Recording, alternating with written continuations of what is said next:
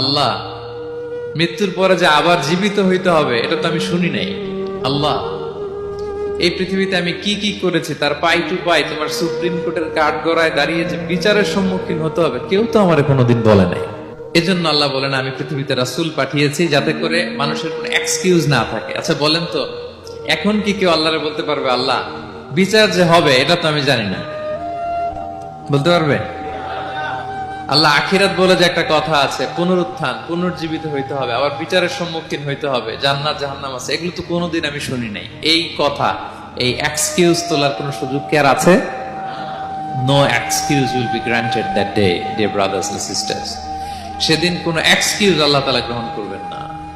কারণ আল্লাহ তাআলা রাসূলদেরকে প্রেরণ করেছেন, তারা আমাদেরকে বিস্তর বর্ণনা করে জানিয়ে গিয়েছে। এবং কেন রাসূলদেরকে প্রেরণ করেছেন? আল্লাহ বলেন যে দুইটা প্রাইম রেসপন্সিবিলিটি দিয়ে আমি রাসূলদেরকে প্রেরণ করেছি।